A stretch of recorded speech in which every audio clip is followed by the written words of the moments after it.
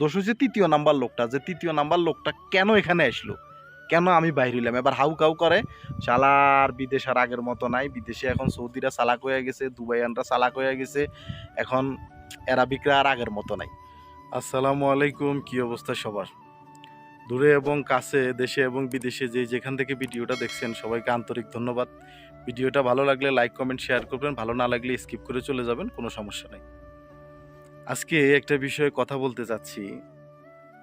আমাদের প্রবাসীরা এখন যারা ইতিমধ্যে আসতেছে আর কি, বা বছর 2 বছর যারা আসছে, এদের মধ্যে একটা কথা বেশি শোনা যায় যে অ্যারাবিয়ানরা এখন চালাক হয়ে গেছে। অ্যারাবিয়ানরা আর আগের মতো বোকা না, এরা চালাক হয়ে গেছে, এদেরকে বোকা বানানো সম্ভব না।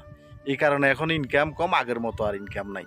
আমার কথা হইলো, এই অ্যারাবিয়ানরা তো বোকা ছিল, এরা বোকা শোকা মানুষ ছিল, এদেরকে আমরা বোকা বানায় ইনকাম করতাম, কিন্তু এদেরকে চালাক বানাইলো কেডা? এদেরকে চালাক বানাইছি হয়েছি আমরা। আমরা এখন এদেরকে চালাক বানাইয়া নিজের ফাতা ফাঁদে যখন আমরা পড়ে গেছি, নিজেই আমরা মনে করেন যে এখন বলি যে এরা চালাক হয়ে গেছে, কিন্তু এদেরকে চালাক বানানোর জন্য দায় হইলাম আমরা।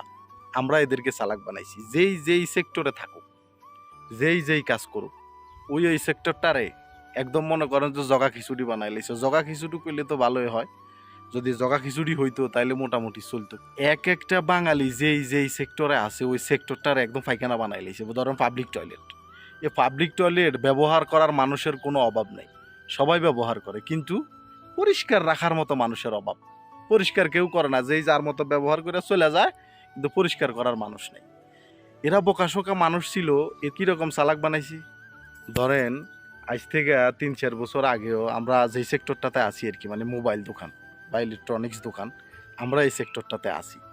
তো আজ থেকে 2-4 বছর আগেও ওরা যখন দোকানে আসতো, দোকানে আসলে বলতো যে আমার একটা জিমেল লাগাই দে মোবাইলে, আমার একটা জিমেল বানাই দে, জিমেলটা আমার মোবাইলে সেট করে দে।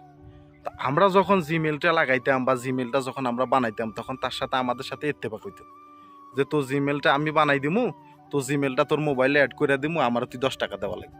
বা ওই নতুন একটা ফোন কিনছে, ওর ফোনে এখন হোয়াটসঅ্যাপ নামাইতে হবে, বা যাবতীয় যে জিনিসগুলো করতে হয় আর কি, এগুলো করে দেওয়া লাগবে। আমরা এর সাথে ইত্তেফাক করে নিতাম যে আমার 15 টাকা দিবি বা আমার 20 টাকা দিবি। তো ওরা কি করতো, দামাদামি কইরা, যেহেতু পারে না এখন এটা করাই লাগবো, তো ওরা কি করতো, দামাদামি করে আমগরে 15 টাকা দিত বা 10 টাকা দিত বা 5 টাকা দিত, যেই যেভাবে নিতে পারে ওইভাবে নিত। যেহেতু সে কাজ করবে, একটা সময়ের ব্যাপার, তার সময়ের মূল্য আছে, সেই যেহেতু এই দেশে একটা ভিসা নিয়ে আসছে, তার ইকামা আছে, তার সব কিছু আছে, কেউ তো কাউরে কোনো জিনিস বেলাস করে দিব না। আল্লাহর হস্তে কেউ কোনো জিনিস কাউরে দিব না। আমি ভিসা নিয়ে আসছি, আমার দেশে ফ্যামিলি আছে, আমার এখানে রুম ভাড়া আছে, খাওয়া দাওয়া আছে, সবগুলো মিলে মানুষ এই চিন্তা ভাবনাগুলো করতো যে কীভাবে 10 টাকা 5 টাকা কীভাবে কোন দিক দিয়া ইনকাম করা যায়, এগুলা মানুষের চিন্তা ভাবনা ছিল। তা আমরা বাঙালিরা কি করলাম, আমরা বাঙালিরা দেখলাম যে এই লোক মোবাইল দোকান করিয়া ভালো একটা অবস্থানে আছে। এখন আমরা মনে করেন যে ইলেকট্রিক কাজ করি, বা আমরা সাববাকের কাজ করি, বা আমরা টাইলসের কাজ করি, আমি কি করছি যে ওই কাজটা বাদ দিয়া না, এই তো ভালো আছে, এই মোবাইল দোকান দিয়া ভালো আছে, ভালো ইনকাম করতেছে, আমিও একটা মোবাইল দোকান দিয়া বসে গেছি। বা আরেকজনরেও বুদ্ধি দিতেছি যে এই ভালো আছে, এই ভালো ইনকাম করতেছে, ওর বেচা বিক্রি ভালো, ওর পাশ দিয়ে ওই রকম একটা দোকান দিই। যথারীতি দোকান দিয়ে দিলাম। এখন দোকান দিয়ে দেওয়ার পরে ওর দোকানে তো কাস্টমার আছে, ওই পুরানা দোকানদার, ওর দোকানে কাস্টমারগুলো আসতেছে। এখন আমি কি করতেছি যে কাস্টমার আমার দোকানে আসার জন্য আমি কাস্টমারদেরকে বিভিন্ন ধরনের সুযোগ সুবিধা দিতেছি। এই সুযোগ সুবিধাগুলো কীরকম, যেমন একটা কার্ড 170 টাকা আমি বিক্রি করবো, 5 টাকা আমার এখানে থাকবো, আমি এটা 65 টাকায় বিক্রি করতেছি, কাস্টমার যেন আসে। আমি একটা ফোনে জিমেল লাগামো না, তুই আমার সাদিক, তুই আমার বন্ধু, তোর থেকে টাকা নেওয়া যাবে না, অসুবিধা নাই, যে তোর মোবাইলটা আমি এমনি ঠিক করে দিতেছি, তোর জিমেলটা আমি এমনি করে দিতেছি, বেলাস, কোনো টাকা পয়সা লাগবে না, তুই আমার কাস্টমার, তুই আমার দোকানে আসবি, আমার জিনিসপত্র কিনবি। এই যে এই কাজগুলো করতে করতে বাঙালিরা এখন ওদেরকে চালাক বানাই লাইছে। এখন আর এরা মনে করেন যে 2 টাকা 5 টাকা কাউরে দেয় না, ওরা এখন চালাক। ওরা চিন্তা করে যে একটা জিনিস যদি আমি আল্লাহর হস্তে পাই, যদি আমি বেলাস পাই, আমার সাদিক আছে, যদি আমার মুসাদা করে জিনিসটা যদি আমার আল্লাহর হস্তে দিয়ে দেয়, তাহলে আমি টাকা দিয়ে এটা করবো। গেল এই সেক্টর। আরও বিভিন্ন ধরনের সেক্টরগুলো আছে। ধরেন একজনে মনে করেন যে একটা ইলেকট্রিক সামানের দোকান দিল, এখন সামানের দোকানটা যখন দিছে, ওই হয়তো কপিলের 500 টাকা বা 700 টাকা বা 1000 টাকা মাসিক ফয়দা দিতেছে। এইটা আরেকটা বাঙালির সহ্য হইতেছে না। এই বাঙালি এখন কি করতেছে, এই বাঙালি এখন সুযোগ খুঁজেছে কখন ওর কপিলের সাথে কথা বলা যায়, তার সাথে একটু বাপ বাড়ানো যায়। বাপসাপ বাড়াইলো, বাপসাপ বাড়াইয়া কইতেছে তোর আমেল দোকানদারি করে, অত বেচা বিক্রি ভালো, তোর কত করে দে। তো ওই কইতেছে মেসকিন মানুষ এই দেশে আসছে, করুক না কিছু ইনকাম করুক। ওই আমারে দেয় 1,000-1,200 টাকা দেয়। ওই কইতেছে 1,000-1,200, ওই তো কামাইলো 5,000 রিয়াল, তোরা 1,000-1,200 দেখে, তুই দোকানটা আমার দিয়ে দে, আমি তোর 3,000 টাকা করে দিই।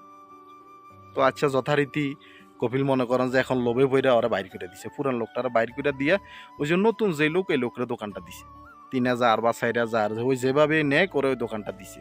এবার ওই দোকানটা নেওয়ার পরে ধরেন 5 মাস 6 মাস চালাইতেছে। চালানোর পরে এখন ওই যে অ্যারাবিয়ান লোকটা চিন্তা করলো যে কিরে, ওই আমার দিত 1,200 টাকা আর ওরে কইলাম 3,000 টাকা, ওই রাজি হইয়া দোকান লইয়া লইছে, নিশ্চয়ই এই দোকানে আরো ইনকাম বেশি, ভালো ইনকাম আছে। আরেকজনের সাথে কথা বলি দেখি, ওই যদি আমার 5,000 টাকা দেয় দোকানটা, তাইলে ওরে দিয়ে দিব, আমার লাভ হইব। ওরা তো সবসময় অর্গ লাভই খোঁজে। তো ধরেন 6 দিন নতুন লোক পাইছে, নতুন লোক পাইয়া 5,000 টাকা মাসিক ওর ফায়দা, ওই মনে করেন যে দিয়ে দিছে নতুন লোকরে। এবার এই হাউ কাউ করতেছে, শালার পুতেরা বাঙালি বাঙালির ক্ষতি করে। বাঙালি আসলে বালা না, বাঙালি যেই জায়গায় যায় ওই জায়গায় পায়খানা করে দেয়। বাঙালির মতো লোক আর কোনো দেশে আপনি পাইবেন না, বাঙালি সবচেয়ে খারাপ। কিন্তু আমি যে খারাপ কাজটা করলাম, আমি যে খারাপ কাজটা করিয়া যে লোকটা ভালো ছিল প্রথমে 1,200 টাকা দিয়ে ওই লোকটারা বাইর করলাম, আমার কোনো দোষ নেই। দোষ হচ্ছে তৃতীয় নাম্বার লোকটা, যে তৃতীয় নাম্বার লোকটা কেন এখানে আসলো, কেন আমি বাইর হইলাম। এবার হাউ কাউ করে, শালার বিদেশ আর আগের মতো নাই, বিদেশে এখন সৌদিরা চালাক হয়ে গেছে, দুবাইয়ানরা চালাক হয়ে গেছে, এখন অ্যারাবিকরা আর আগের মতো নাই, হাউ কাউ করতেছে। এরকম আরও সেক্টর আছে, এরকম অনেক সেক্টর আছে, যেই সেক্টরগুলোতে বাঙালি আছে ওই সেক্টরগুলো এখন নষ্ট। এই সেক্টরগুলোতে এখন আর বাঙালি ঠিকমতো কাজকর্মও করতে পারে না, ঠিকমতো এখন আর ইনকামও করতে পারে না। এইরকম অনেক সেক্টর আছে, বইলে শেষ করা যাবে না ভাই।